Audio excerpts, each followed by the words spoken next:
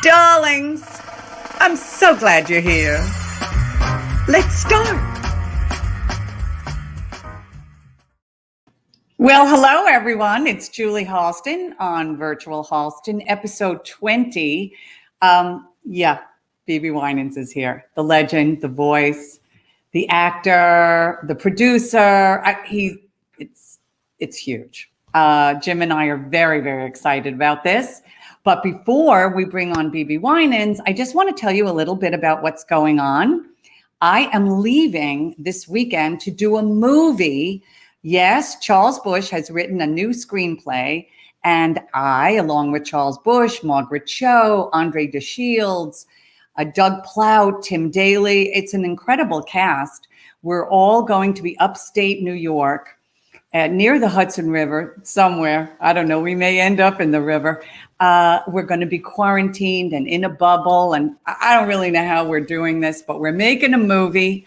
And I do want to do another virtual Halston up there. So just check my Facebook page, check my Instagram account.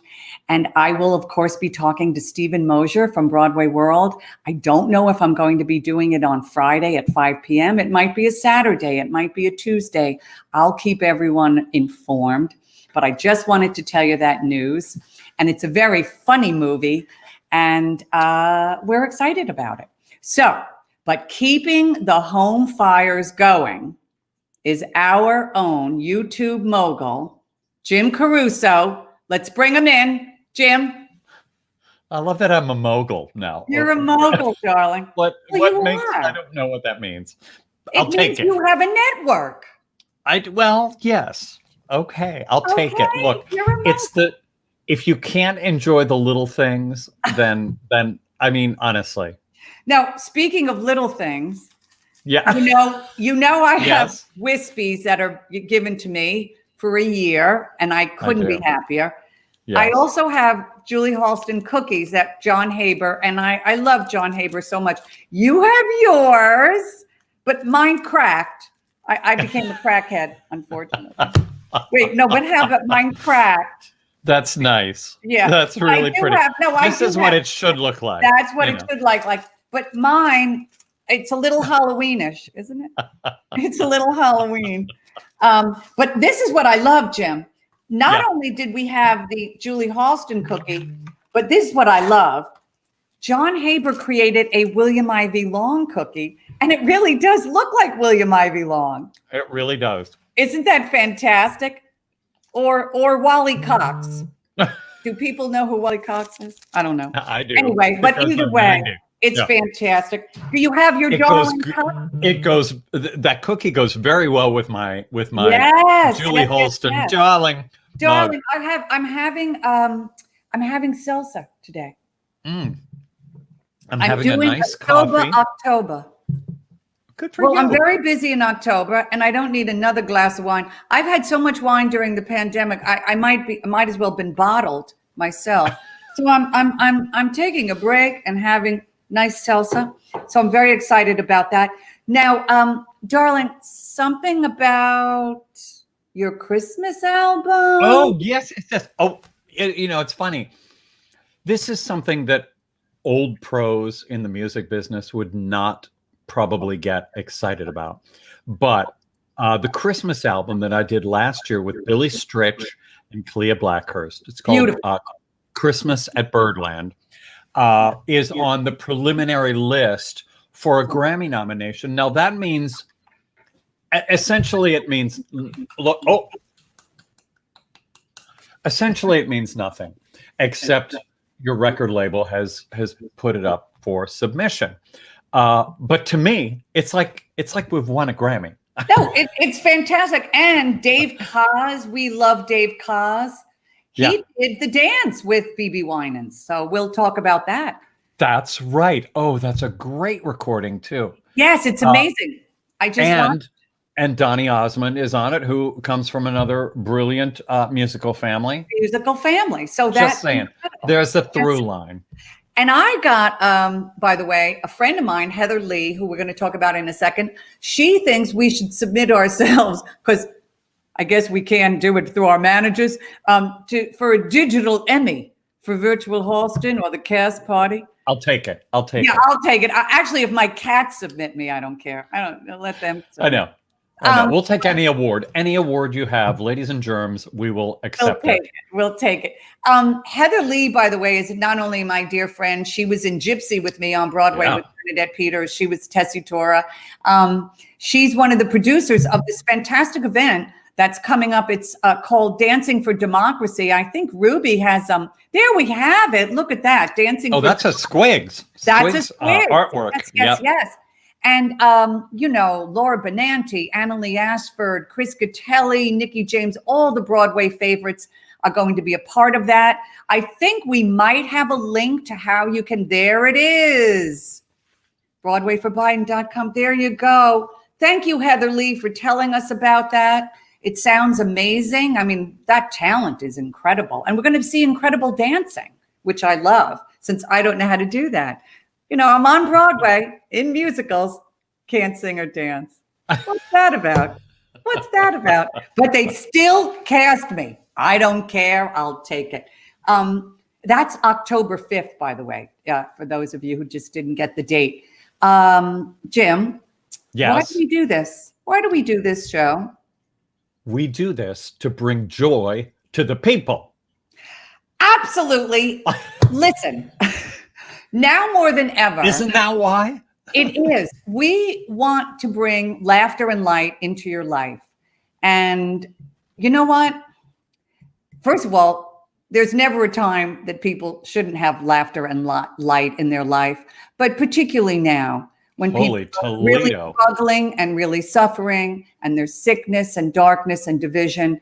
Let's do lightness and laughter. And also, as many of you know, I give a portion to the Pulmonary Fibrosis Foundation, which is the foundation near and dear to my heart, since my late husband did pass away from complications of pulmonary fibrosis. And I have to tell you, Jim, I just spoke to them the other day, and they have someone going into the office and collecting checks and donations and whatnot, like once a week. And they said they are so excited that they get money from us. And they're so grateful to the Broadway community. So I'm grateful to all of you in this incredible venue that we're doing, this new world, this virtual world. But please feel free. There's no donation too small or too large. So please feel free to be generous. And we're very excited because we have a little, season 2 is going to be coming up. October 30th, we start season 2. We started this show at the end of May, and we're going to start season 2 the end of October. Actually, our guest that day is going to be Bill Irwin, the great Bill Irwin. I mean, that's now you've been obsessed. You've been obsessed with Bill Irwin since I've known you. You did a piece in your show about Bill Irwin. I stalked him. I did. I stalked him. And you know what? For a clown with a MacArthur grant, believe me, I actually scared him on the subway one time. Yeah, no, he was. Does he know? Does he know what he's getting into? I think he does. I think he does. He knows I stalked him. Okay. But anyway, so we're excited. Season 2 is coming up, but we have a little idea that we have in mind. Why don't we bring Ruby in? Because she's going to talk to us about this too. Ruby. Oh, Ruby. I'm so sorry you caught me talking to my cookie. I'm so sorry. You have your cookie too. Wait, I do have my cookie. You have our cookie. This is what's left. Oh, I love it. I love it. I love it. Ruby, the Imitation of Julie contest was so successful and so fun. So fun. Now we have another idea. It came from my friend Allison Fraser, and also you guys thought about it too. I'm a widow, and it's pretty lonely, and not that anyone can ever really replace Ralph Howard, but I wouldn't mind going to dinner with some nice gentleman. So we thought maybe we'd have, there we are. We're on a date with Julie. We're on a date with Halston. That makes my day. Isn't that kind of fun? First of all, that photo is so fantastic. Wow. I believe Bill Westmoreland took that gorgeous Yes, photo. he did. Yes, he did. So we're just going to put it out there. We haven't figured out the ground rules yet. It's going to be like the old dating game from 1965. 3 people. I'm not going to see them. I will be turning. I will be asking questions. You will see them.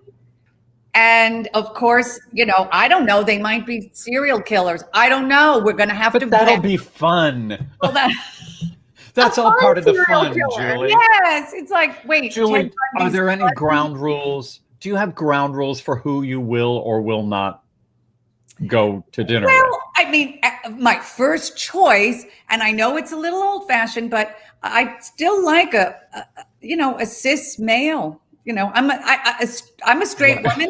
I would like a straight man. Is that Okay? If you want to be old-fashioned, sure. I want to be old-fashioned. Now, listen, things could change. As we know, we're in a wild scene right now with life.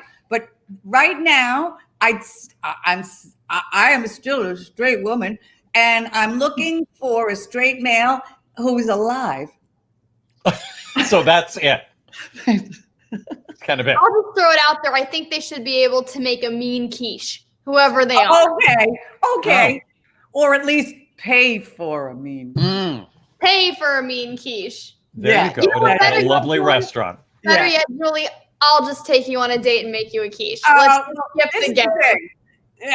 And this is the thing. We're going to win a date with Julie, and I can tell you what's going to happen. We're going to get a lot of cis males, and they're all going to want to date her. They're all going to say, oh, I love Julie Halston, but what about that Ruby Lochner? I know she has a boyfriend. And I'm like, really? So hopefully, I'll get something, but I know they're going to talk about Ruby Lochner the whole time, because she's bright and beautiful and busy as a bee. Bye, Ruby. Bye.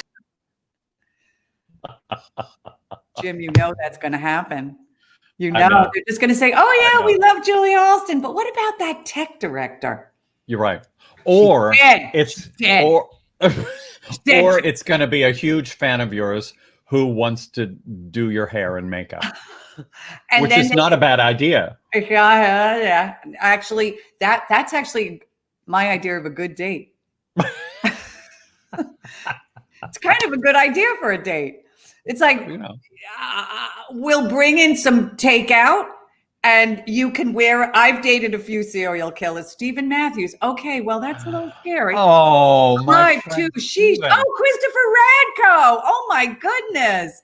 Wow. He'll decorate your tree, if nothing else. Decorate the tree with the Radkos, the beautiful Radkos. The best. He is Mr. Christmas. He let's is say Mr. it. Christmas. I love that he's watching. This is so fantastic. He's the best. Hi, Wow. Christopher. Hi, Christopher. Oh, my goodness. You know what? I think we need a virtual Halston Radko. Christopher, can you get a Christmas ornament? Oh, my God. No. Start carving. That would that would kill me. Between cookies and wispies and a Radko, I could retire from show business. But you know why I could really retire from show business? Why is that? Because of Julie? our next guest. I know. I feel the same way. When Sam Rudy, our PR person, said, oh, I love BB Winans, and I think we should have BB Winans, I was like, yeah, you're going to get BB Winans. And you basically said, that's the greatest voice ever. Completely. One of the You've best been obsessed voices with him in a long time. gospel, pop, you name it. His voice is superb, smooth. It's heaven. He is. Really is. He's just phenomenal. And we've talked about this, like BB and CeCe Winans, they have light from within. Yeah. There are people in the world that do. Yeah. They have light from within. And, first of all, if you don't know who he is, where have you been living? It's Saturn. I don't know. You're on another planet. He's a legendary gospel singer, R&B singer, 6-time Grammy Award winner, 9 solo albums. He's done many appearances with the family, CeCe himself. He just sang at Representative John Lewis's funeral, Representative Elijah Cummings' funeral. His video, this stunning video, Black Lives Matter, it's stunning. I'm urging everyone to watch that video. And he has his own nationally syndicated radio program on Sirius XM, plus Broadway musical, Born for This, the BB Winans story. I can't wait till Broadway comes back just for this. This is so what we need right now. It's a family-friendly but inspirational story with talent off the charts. Let's bring them in, BB Winans. Am I in? You are in. In. First of all, I make a mean quiche. Okay. Oh. Second of all, I know where to order it. Julie? You got to raise the bar, Julie. You got to raise the bar just a little bit more.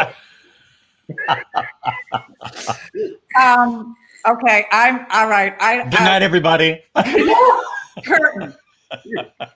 Okay, so we're doing personal stuff, right? I was gonna say yes. So the I'm single. I've been single for 16 years, and so not too long ago, I said to my best friend, I said, you know what? I'm really thinking about dating again. And then I woke up from the nightmare I was. Well, BB, I'm too scared. I'm just gonna tell you, I'm too scared what you read in the newspaper. Once upon a time, if it didn't go right, people would say, I love you and depart. But right. these days, they're taking parts. Don't lose pieces of yourself. No. Not good. That much. BB, let me tell you, now, I'm a widow. My husband passed away 2 years ago. It was about a year and a half in, and I thought, I'm not really interested in, getting married again right now or anything like that. I just would like to go to dinner with a nice gentleman. Global pandemic. I said to Jim, I can't even go on a date with a mannequin, let alone a human male. There's your answer. I think the world is telling you something, Julie. Well, my stepdaughter was so cute and so sweet. She said, that's my dad saying, not yet, Halston. Not yet, Halston. But BB, I saw you on Nashville television, and you did talk about the fact that you did get sick. Your mama got sick. I mean, people in your family got sick. Me and one of my brothers. My mom didn't actually get sick. Okay. But, it was, first of all, I run and still, I tell people every day, I do not like exercising, but it may come off like I do. Okay. But I remember I was 33 years old and I was overweight, but in the business, you're singing at night and you're going out to dinner and entertaining people. And before you know it, I was up to 255 pounds. Ooh. And I remember getting out the shower and there was a mirror in front of the shower. And when I got up, I looked in the mirror and I said, who are these people getting out the shower? That's what came out my Who's that group? Is that a vocal group? Who is that? You were the whole Winans family. Oh my gosh. And so that was the day I got dressed and went downstairs and asked, where's the nearest gym? I joined, and from that day on, I never stopped. And now? 185 pounds. I lost 80 pounds. I kept it off. I'm 58. I just turned 58 a couple of days ago. And I have never missed a day. I work out from Monday through Saturday, and I have never missed a day. That's incredible. Do you think that's why you got over this illness so quickly, or I don't know if it was quick, but easily? So I woke up, it was March 15th, and I won't forget, I woke up coughing a little bit, getting dressed, because I run real early, and I go to bed early. As soon as we get finished talking, I'm getting in my pajamas. That's how early I go to bed. But I wake I up like at it. 4:45 every morning, and so I'm in the streets running at 4:15 in the morning. Wow. And I remember coming back, and I was like, I'm coughing a little bit much. The next day, the cough continued, but when I drank some lemonade, I immediately spit it out because it didn't taste like lemonade. Oh, yes. So my taste buds, my taste was gone. And then I was fatigued. So I called my doctor and I said, something's wrong. And I gave him all what was going on. He said, oh, you have the virus. But I wasn't afraid. I kept running. I kept exercising. I lived by myself. So I didn't have to, distance from no one other than deers early in the morning. And after about 4 weeks, gone. Took a test. Good. Taken 2 tests, negative. And it was different for the other because he didn't take care of himself as much as I did, but changed that. He's doing well and take care. So it was really important for me to tell, especially my community, that this is real. You have to take care of yourself, wear a mask, distance yourself, and you can get through it. You really can get through it. But I was very appreciative at the lifestyle that I had begun at the age of 33. That's fantastic.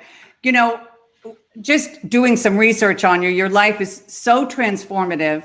And Jim and I were talking about this because it's so large and it's not a self-contained box. Some of the people I've interviewed, their life is like, I did this, I did this, I did this. But yours is like it's kind of lots of different spokes to a wheel because you do so many different things. But can we go back a little bit? And also, Jim, you have a great Tammy story because Jim worked with Tammy. Really? Oh yeah, I did. She's the first person that turned me on to you. I worked on a talk show in LA called Hold On to Your Hair. Jim J and Tammy Faye. Yes, I remember that. Yes, with Jim J. Bullock, gay comic, and Tammy Faye Baker, Messner. And I was kind of put in charge of wrangling Tammy, which was quite a job. And I loved her. But I would pick her up every day in my rental car. I had a purple Aspire, which she called my Perspire. And she would get in my car. I'd pick her up, and she would cry, sing, pray, laugh. I mean, it was quite an experience to be with her, as I'm sure you know. And one day she got in the car and she was extremely sad. The show wasn't going well. It was a kind of a disaster. And I'd found out that she had just found out about her illness. Okay. So a doctor had told her that she had cancer the day before. It was a horrible time. She pulled out either a tape or a CD, I forget. And she said, "Would you put this on? I need to be cheered up." So we put it on. And it was you. It was your greatest hits, really? your CD with Cece. And I didn't know from you, but boy, did I know from you that moment on. And we played it every day going to the studio, and we sang our heads off in the car. And I've loved you and your family ever since. And I thank her for that. Oh, she was my white mother, and she would tell everyone, "These are my colored children." Of course she did. These are my chocolate children. Okay. She loved us just like we were her own. Wow. And we loved her the same. I tell people all the time, because my story, as far as Born for This, and in the book, it's so much wrapped up in Jim and Tammy Faye Baker. Sure.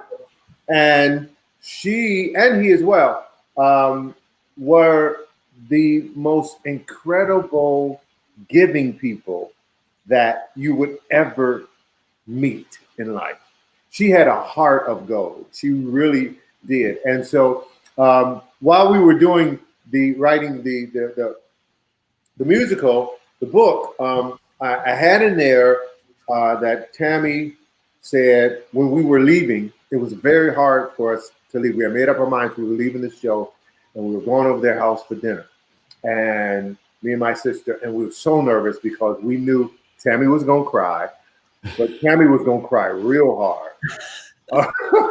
And so we were both nervous because she was so dear to us. Yeah. And so we went over and she cried.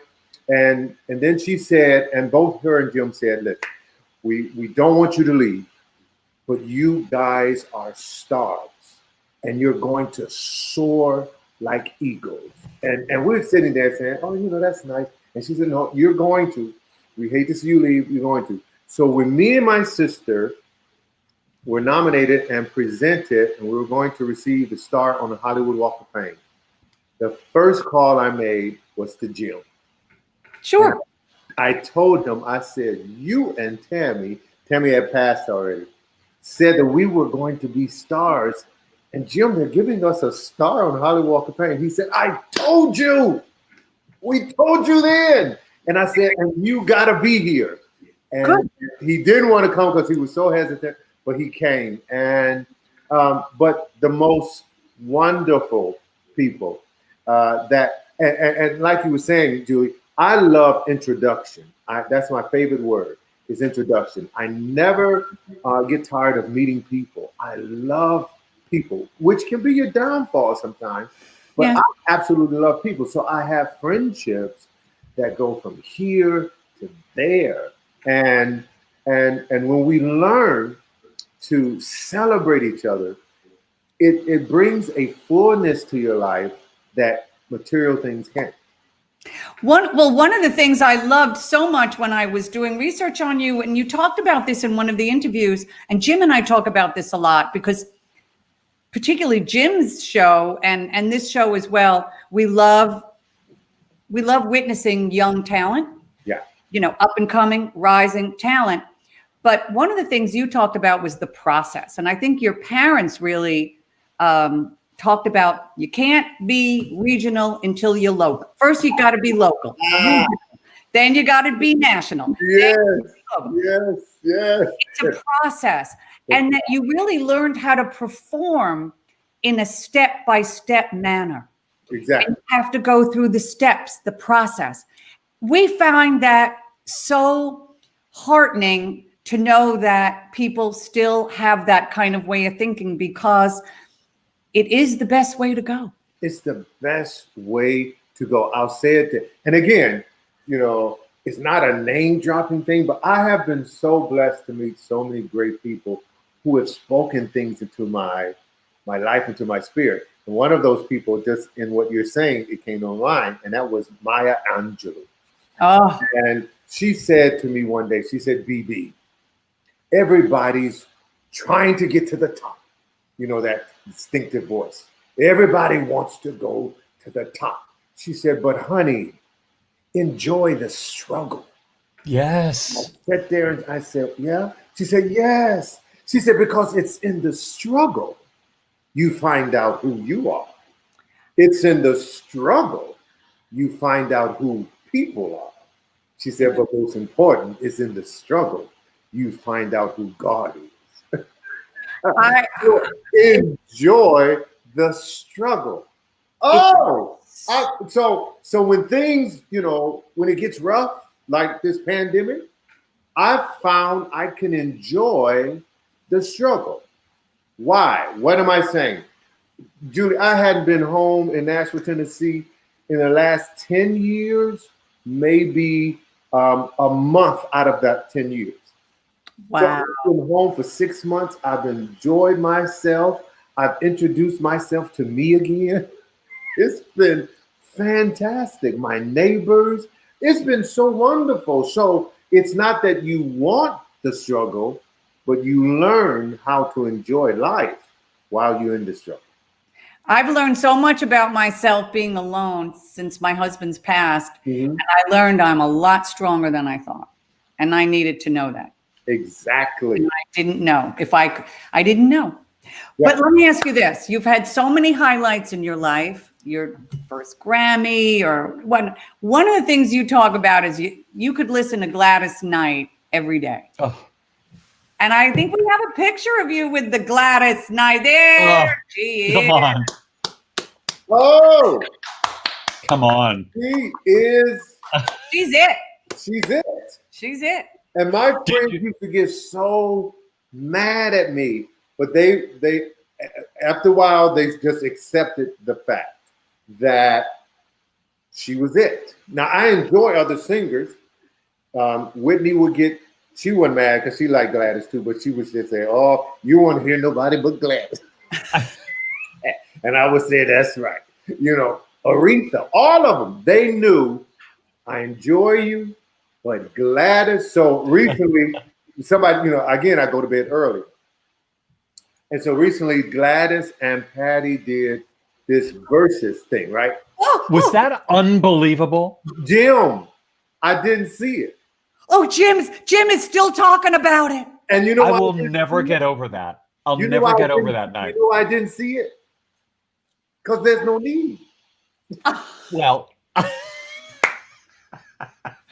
well, there's that. No, she can't out-sing Gladys for me. I called Gladys. I said, "Why they doing this foolishness?" And you know, Patty was trying. Patty was trying. Patty threw shoes. Patty brought half the set. It was hilarious. You need a whole lot of things going on if you're going. So Gladys, I remember this. So Gladys was in, and Gladys knows how I feel. She does, and she gets tickled at me. But Gladys this was years ago. She was in, I didn't know she was in Vegas at the same time. Barbara Streisand was in Vegas, and I went to the show, and it was beautiful. And she sung the way we were.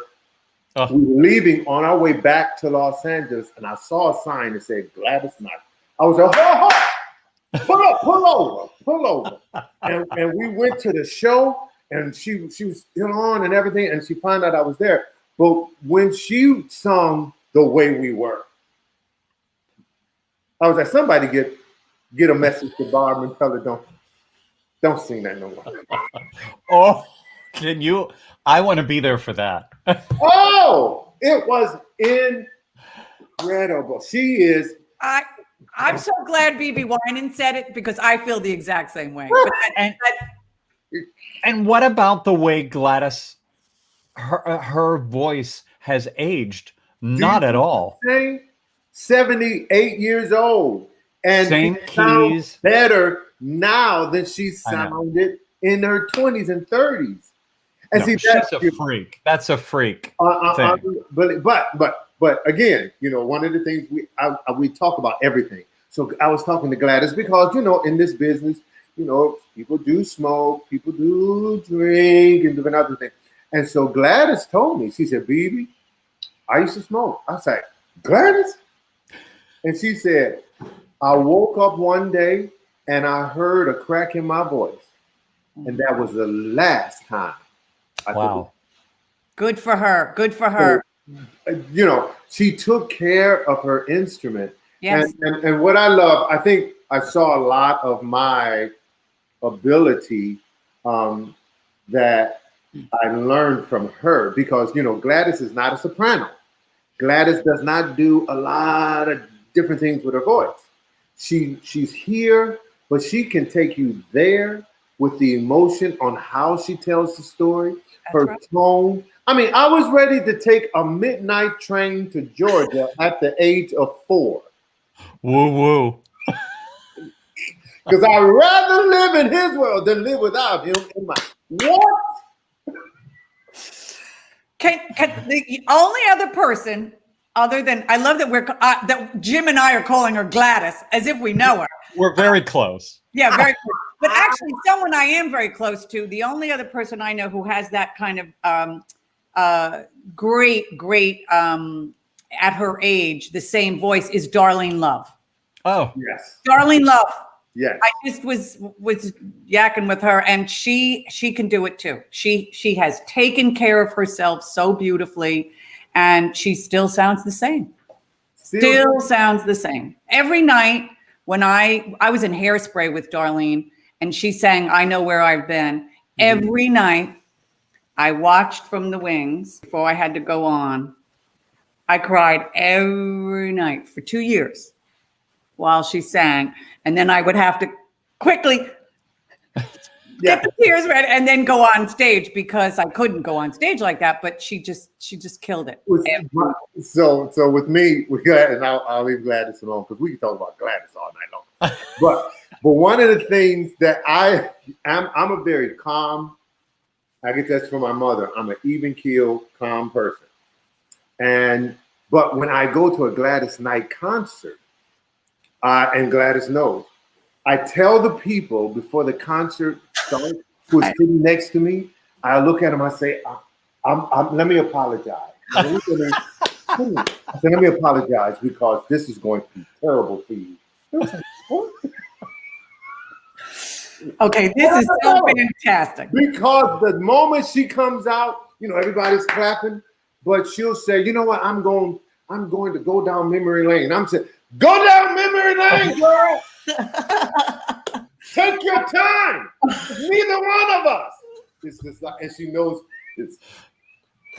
Okay, you're one of those people. You're one of those people. But I love that. I love that. Have you gotten to sing with Gladys? Oh, please say yeah. yes. I've sang with her. I produced a song for her. I wrote a song for her. I was in the studio with her. The first time I wrote this song, and she was in the studio, and I was producing the vocal. And so she's in the booth. Now, we have been friends for a while, so it's good. But this is the first time I'm in the studio, and I'm producing a song I wrote for Gladys Knight. So it hit me. After I said, you ready? She said, yeah, baby, I'm ready. It hit me what was happening. And I couldn't push the thing. And I was saying to myself, oh my God, I am in the studio with Gladys producing a song. So after a while, after about a minute, she said, what's wrong? And I said, I can't do this. She said, what do you mean can't do this? It just hit me, I'm in the studio. She said, boy, if you don't shut up and push that. Right. Slapped it right out of you. Oh my gosh. It was like, you can shoot me now. I think I can go to heaven. And I feel that way every time I'm around her because beyond the talent, her heart, unbelievable. Unbelievable. What you see is really what you get, and even more. That's fantastic. Well, talk a little bit about your faith, because you're so faith-based, BB, and it obviously informs every part of your life. Yeah. And has there ever been a time where you've had doubts or you've struggled with it? Or, and you just, how am I going to get back to that? Indeed. One of the things that, for instance, one of the things that my father would tell us was this: before you leave my house, he said, you're going to know who you are. So when you get out there into the world and they start to tell you who you are, you won't believe them because you already know, right? So when the storms of life started hitting and disappointment and all the things that happen in life, it didn't throw me because I already knew who I was. Yeah. And one of my favorite scriptures were, I can do all things through Christ who strengthens me. So when I felt my strength was gone, I wasn't depending on my strength. When my heart was broken, I wasn't depending on myself to heal my broken heart. When people disappoint me, I said, okay, you know what? I'm just going to go through this because I can on God's strength, on my faith. And it's never been shaken. Now, did I feel good when my favorite brother passed away? No. That was the hardest thing I ever endured. To the point, I'm being honest. To the point, Julie, I was in my secret closet, and I said, "Okay, God, let me make a deal. Since it's a time that a Winans has to go, I tell you what, I'll give you my brother Carvin, and I'll double up. I'll give you Carvin and Michael." Oh, you were playing sort of like a Monopoly. Yeah, Playing Monopoly yes. with the family. Don't take Ronald. You can have Carvin. I'll give you Park Place for the boardwalk. Oh, you got to be kidding, BB. I'm not kidding you. Oh, Because I couldn't see myself living without Ronald. Not because I didn't love my other brothers, but Ronald was the brother I talked to every day. Ronald was the brother that would tell me when I thought I couldn't do it, he would say, "You can do it." Ronald would say, "Oh, you are a great writer." Ronald would say, "You're going to win a Grammy." And so I couldn't think of life without him, Sure. right? And so that was the moment when I realized my faith is going to get me through this. And so it became the most important thing to me. So therefore, even when doors open that looks good, it's like, nah, I don't want to do that.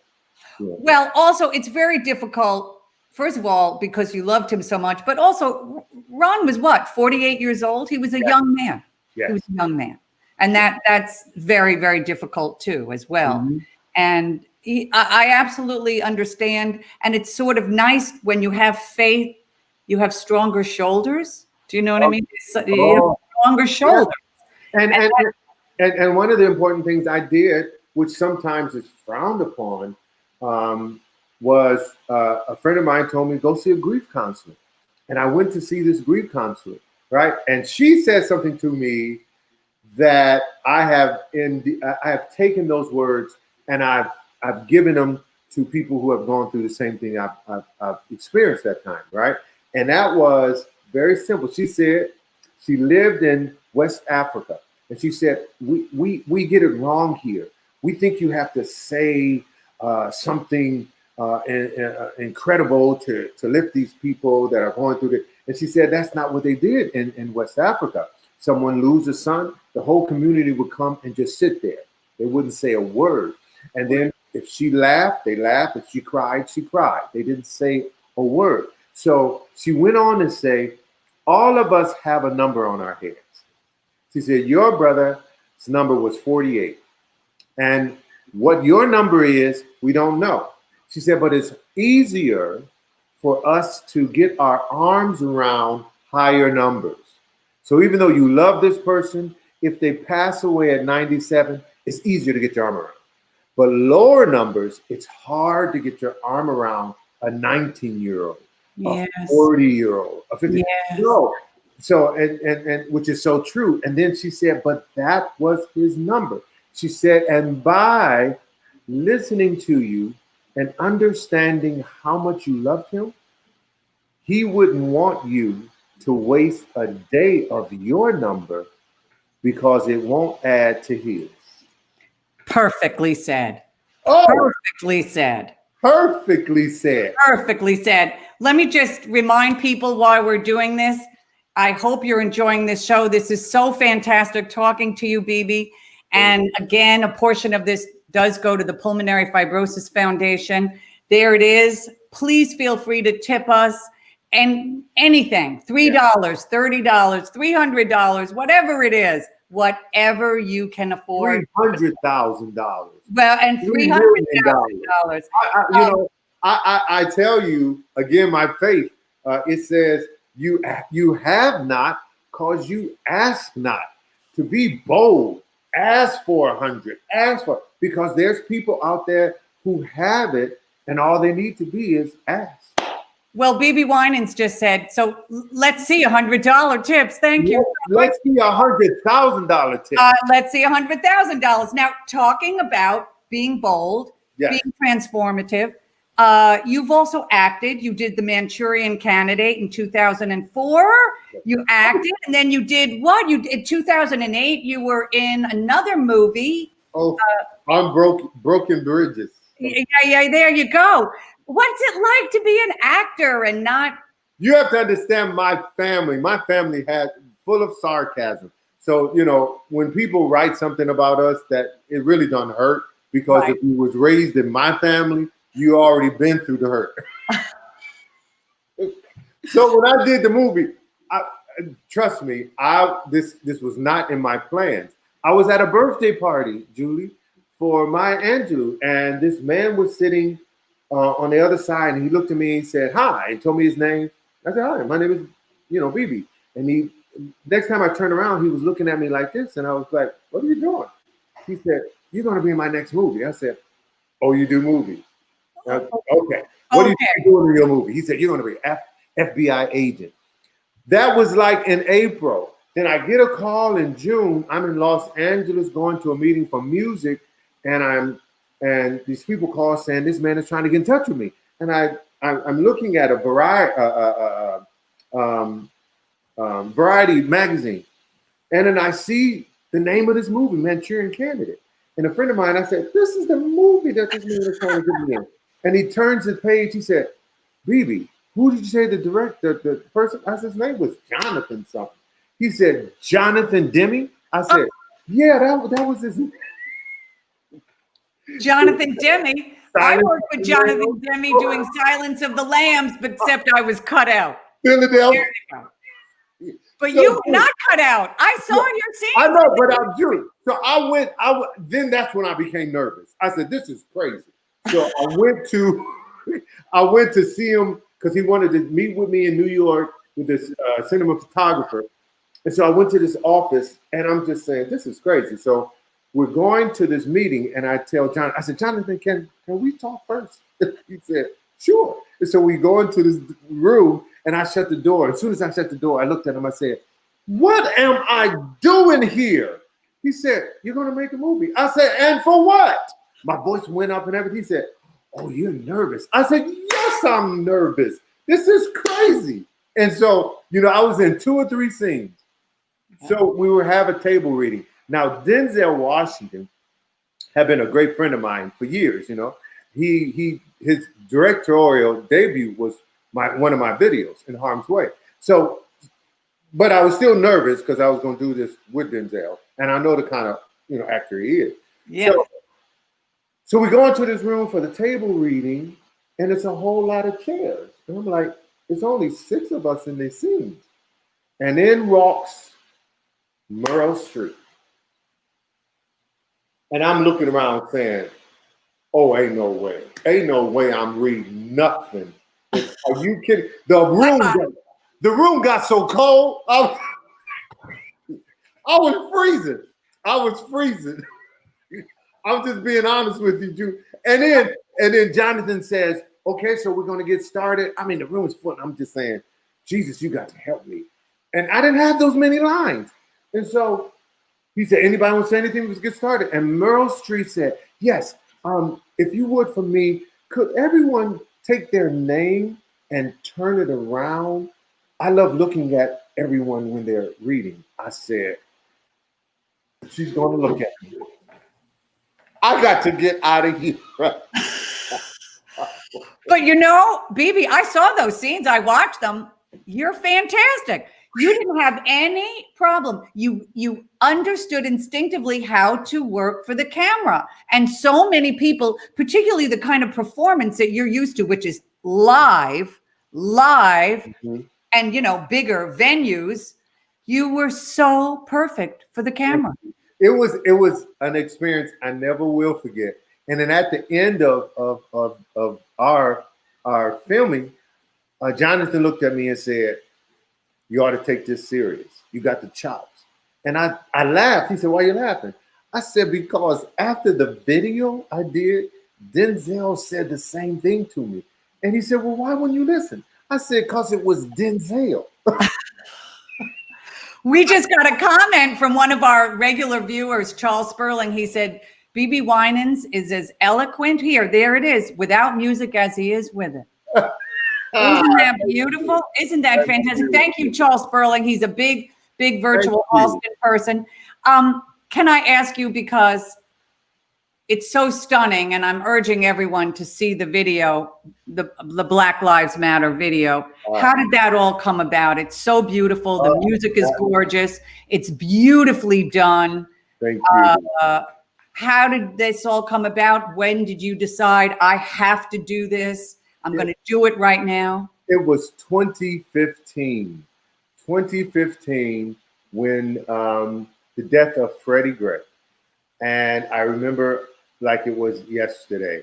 And at that moment, I remember watching and I froze because at that moment, my son was 15 years old and he was tall. My son is 6'4". And I started weeping because I saw my son in this young man. Of course. And so he and so many others, the reality of them being vulnerable to this action and this situation. And I just stood there and I cried. And then I went to the piano and I started writing this song. And I wrote, I wanted to see his eyes when I wake up in the morning, and then when they get older and they go out and they start driving and this and that, it's just like, I started to understand what my mom and dad were going through with 10 of us, But how are your kids now? I mean, and how are they taking in what's going on? You have 2 children, right? Maya and Benjamin. And this particular song, my daughter called me, and this was wild for me. It caused me to cry. And she said, "Dad, I just saw the song," and she said, "I just wanted to call you and say that was the most greatest thing I've ever seen." And almost fell on the floor because my daughter and son don't give up things like that. Yes. But you have a Fatherhood Award. I saw that you have a Fatherhood Award. No, it's one of my favorite awards. It's your favorite award. You have 6 Grammys, but you have a Fatherhood Award. Father Award. It is one of my favorite. As I heard you guys talking about Dave Koz, and so he was the one that introduced me to such, that organization. And so it's something I cherish. I really do. And again, I took off from singing and everything for 10 years to finish raising them. Because singing is not my passion. Writing is my passion. And now you have a Broadway musical. Passion. Oh! And you know what? That was, again, the journey was my favorite thing about this. I came to New York and I sat there for 10 years. I took in every musical I could go see. I learned how to write a song for this, for that, for that. I was in school and I'm still in school, but it became, oh my gosh, to write that was challenging. But let me just say this real quickly. Okay. Was that in your bucket list? It was nowhere on my bucket list. Okay. I'm having a conversation 12 years ago with someone we love, Roberta Flack. Oh. And we're talking about John Travolta's 50th birthday celebration, which I was involved. Oh, we lost BB. Why did we lose BB? Ruby. I am working on it, Julie. I don't know what happened. Oh my God, John Travolta, and suddenly we were out. I don't know what happened. Oh, BB, we miss you. You're so important to us. And he was figuring it out. Maybe he pressed a little button or something. There he is. He's coming back, maybe. BB, can he hear us? I don't think so. Hang on. Boy, everybody, I did not expect to make a second appearance. Hang on. Right, well, let's bring Jim in too, maybe, too. Jim. Best conversation, though. It is. It's been the best show ever. It's unbelievable. He's unbelievable. We have to have him back. He'll come back. We'll figure it out. Ruby will figure it out. Between the two of them, he's remarkable. And he's been in New York for 10 years doing this, and I haven't met him yet. My God, where have we been, Jim? I know. He needs to hang out. We're hanging out in different places. He's not a Joe Allen at late night. No, we have to Clearly.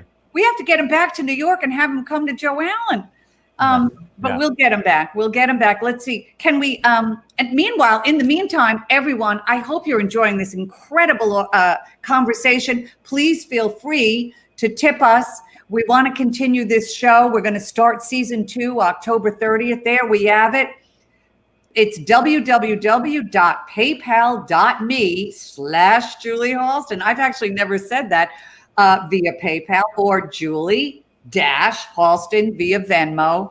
Please feel free. And as BB says, you know, it's the weekend. Go crazy. Ask for the moon. Ask for the moon. For the moon. And you know, maybe I can give you a cookie. You can bite my head off.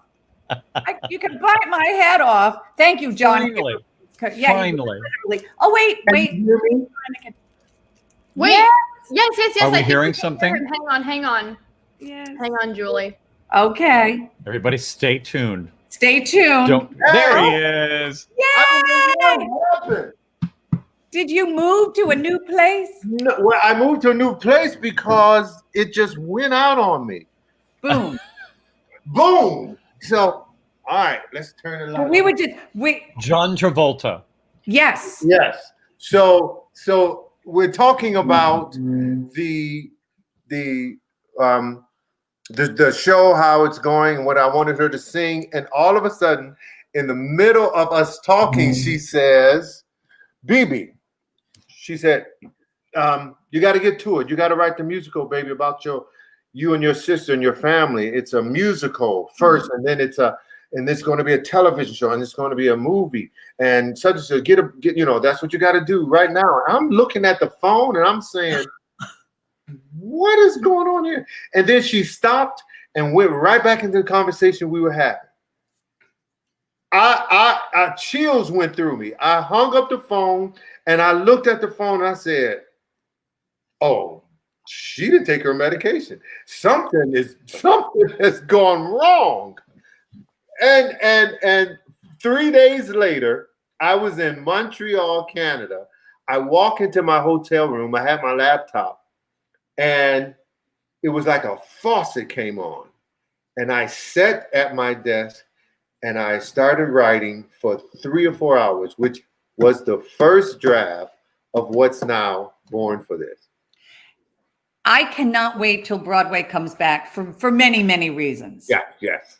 But when I was watching a little bit of Born for This, and I was talking to Sam Rudy about it, because you know Sam.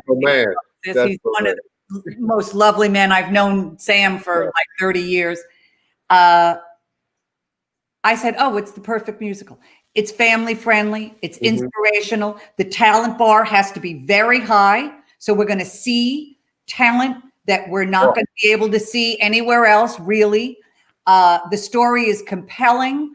It has a lot of passion and also struggle. Yeah. Not everything is perfect, as we know. Yes. It's a family. Yes. It's not perfect. Racism. People think racism doesn't exist. It's like, are you kidding? Not only does it exist in the world, it exists in the church. It exists in the police academy. It exists everywhere. And I made up my mind that, you know, you guys was talking earlier about laughter. I made up my mind that I was going to, instead of being angry at racism, I was going to laugh at racism. Okay. So in the musical, and this is a true story, there was a cameraman at PTL who his wife had a series of miscarriages. And I remember she was pregnant again. And I would go up to him and say, "Man, we praying for you. She's going to have the baby. We're just going to have faith." She had the child, and a couple of years went by, and then he was leaving to take on another job out of the state. And so long story short, he came to me, and Julie, he was crying. He was like 39 years old, crying like a baby, saying thank you. And I was like, Now, I don't know what I did that you're crying that hard. And then he went on, he went on to say, I hated you. And I was like, you hated me? He said, every time you would speak to me or you would hit me on my shoulder and tell you you're praying for me, he said, I would cringe. Cringe? And then he went on to say, I was raised in a Christian home where my mother and father taught us to hate Black people, that Black people were evil. And I'm confused because I was raised in a Christian home and my mom and dad never said anything like that. So I'm standing there and then he goes on to say, but because of your love and your consistency, you broke the chains of hatred inside of me, and I just want to thank you. Oh, I remember two reactions or two situations. I knew right then, and I was 20 years old, that love was more powerful than hatred. Yes, it is. And it's a choice. Yes, it is. It's a choice. And then I had to. The other thing was, I don't know if I should hug you or punch you. Or both. Or both. A punch and then a hug. A punch and a hug. But what a reality for me. What a lesson, too. What a lesson for all of us. Yes. Now, you just mentioned 20. You mentioned when you were 20. When you were 20, I think you saw your first movie. E.T. I did my research on you, Bibi. I did my research on you. I had to go back and I had to go see it again because I didn't really see it the first time. Because only thing I could see and hear was thunder coming from heavens above and hail coming up and grabbing me. I was like, I was so tortured. I didn't do it. Because, Julie, in the church I was brought up in, they taught that going to movies was a sin. Right. So we didn't go to movies. And so we did. And so when I went to Charlotte, and I was like, wait a minute. Now, some of these things are man-made rules. Yeah. So I was like, you know what? This is just like TV. Yeah. Yeah. I have a feeling Jesus would like E.T. I did. I think he'd like it.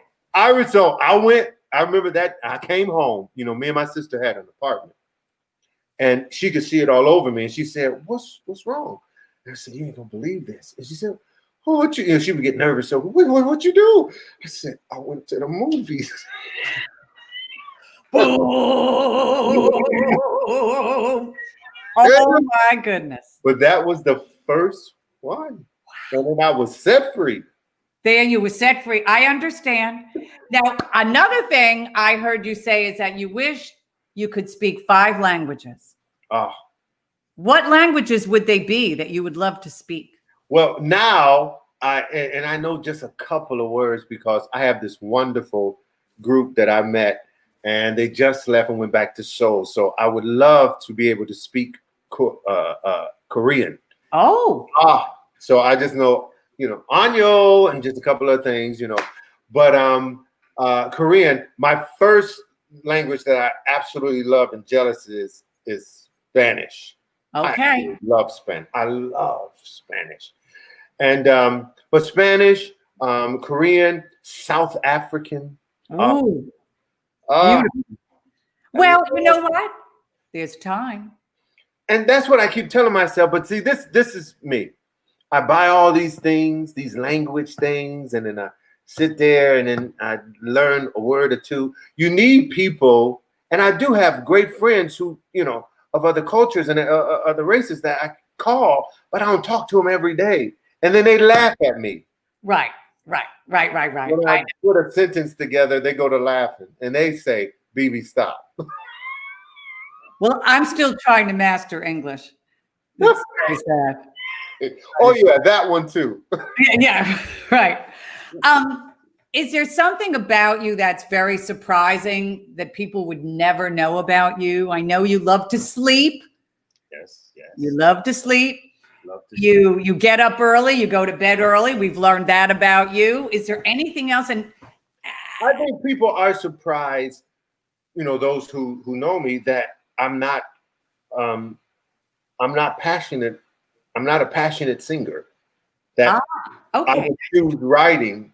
Singing was a vehicle for me to get my songs out. Now, don't get me wrong. I enjoy singing when I do sing. And I did a commercial. Now, people wouldn't know. My favorite thing is commercials. And that's not just me, but that's my whole family. So I was at this event and I met this lovely woman named Gail and her husband. Gail is the president of Red Cross. Oh. And so I said, and a friend of mine said, he's a great writer. So Gail's husband leaned over to me and said, we need a theme song. I said, before I left the table, I said, like a superpower, right away, Red Cross is there. Oh, I love it. In your deepest hour, in the moment of despair, we honor the words we've said, and the cross we wear is red. And right now, it is a national commercial being played on 7 different networks. And my prayer is that it makes money for the Red Cross. I dedicate it to them. And so when I see it on television, I just, Red Cross! Red Cross! Wait, we have to bring Jim in because we just heard B.B. Winan sing a song that he wrote for the Red Cross. I mean, that was so beautiful. No, look at Jim. He's freaking out. I am dying. No, we're freaking out. What you just did when you heard the Red Cross sing is what we will do now when we hear the Red Cross song. We'll stand and cheer. No, it's just so fantastic. And we were going to ask you, BB, because I know one of your favorite songs is "Lovely Day," Bill Withers' "Lovely Day." I just wish you wrote that. Yeah. And we were kind of asking. We thought maybe we could ask him to sing a few words of "Lovely Day." But we just heard you sing your own song. This is so fantastic. I love writing, and so writing it was a thrill for me, and to sing it was just something and so to know that I've written and sung something that's going to help such an important, and that's what it's all about. It really is. I mean, how many cars can you have? I have one car that I bought, and my son said, "Dad, why don't you give me that car?" I said, "No, because I bought it when you were born." It's 21 years old. So I'm not a car person. But to help people and to uplift people, that is what I'm all about. I really love people. So that Red Cross thing, and there's other things that I've done for causes like that, is something that I live for. I really do. That's why I was so happy when Jim said, "Why don't we do this and we'll give money to your organization?" And I'm now on the board of the Pulmonary Fibrosis Foundation, and it's my mission. Once you find a mission, and it doesn't matter if it's a big mission, a little mission, or whatever. If it's in you and you want to do this.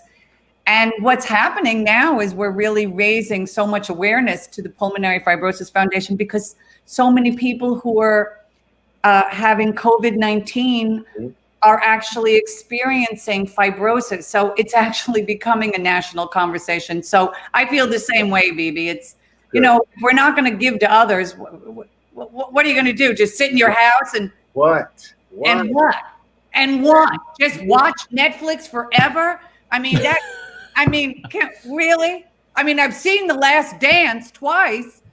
I love Michael Jordan, and I've seen The Last Dance twice, but I can't watch it forever. I have to get out there and do things for other people. And see, people laugh at me because, again, I love meeting people, and especially before COVID happened, I would have to call my son and daughter because I was going to an event that was past my bedtime, and I was meeting people, and they would say, "Oh, I love what you do." I'm trying to say, "Oh God, I hope your show come on before 5:30." I don't know, and I don't want to hurt your. Oh, this is so fantastic. Jim, do you have any, we've talked about this, maybe Christmas? You know, Well, with Christmas coming up, I had this Christmas album last year that is, you know, that was one of the most thrilling things I've ever done. Let's talk about a Wyans family Christmas special. can't we? We have been talking about doing that. So every other Saturday, my whole entire family are on Zoom call. My mom, all my siblings, my nieces and nephews, some that live in Australia, we're on a Zoom call. So one of the things we were speaking of was different specials, and one in particular, a Christmas special. And so we are working on that, and it was too late to do it this Christmas, but next Christmas is something that we're talking about. Man, Oh we're my gonna God. need it. We need it. Oh, We need it. We need Born for this. We need Born for this. thank you. So I'm telling every Broadway producer I know, and BB, I know them all. I believe I'm that. going to tell them. Tell them. And I will. Oh, I will.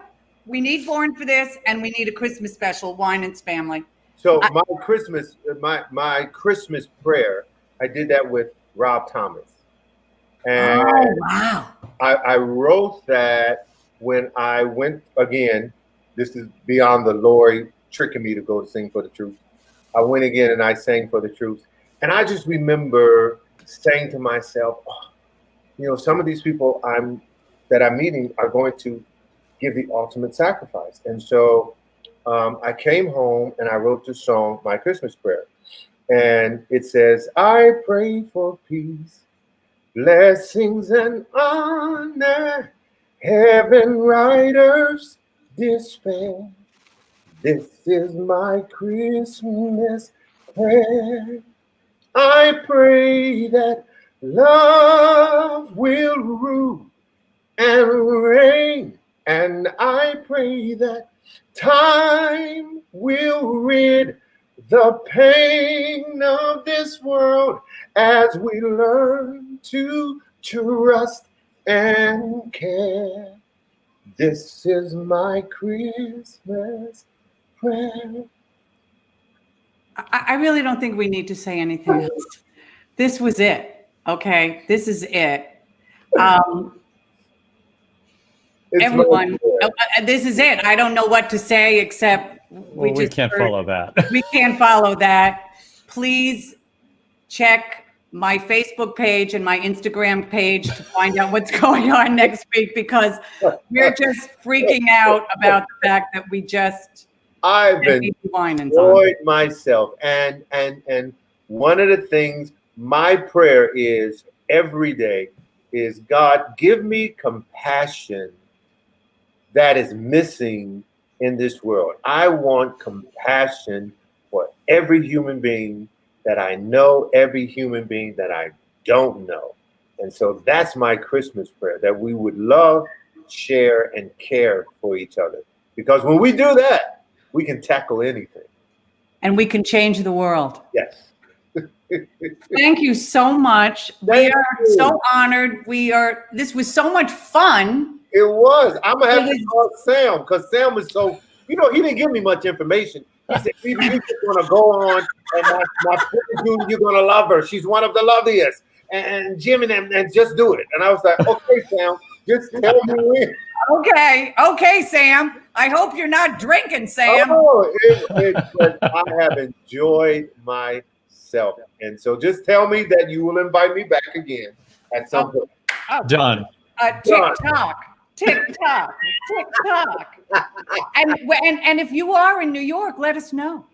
I will. I am coming down to New York probably in a week. I'll be there at the end of October and through November. And then I'll go back. Yeah. Okay. I'll be done Done. with the movie. I'll be done with the movie in Okay. November. All right, give me a call. Y'all got my number. I will. And I don't say that just to be saying it. What am I doing like that? And I don't either. Bring a key. I need to hear from you. I will. And let me know when you go on that date. Oh, well, yeah. It's a little scary. It could be scary, but it could be funny too.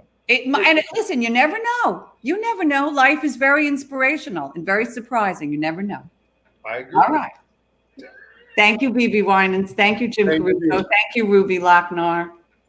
Thank you, Ruby. Very special. I appreciate it. Look forward to seeing you guys soon. Absolutely. Bye. Thanks. What more is there to say?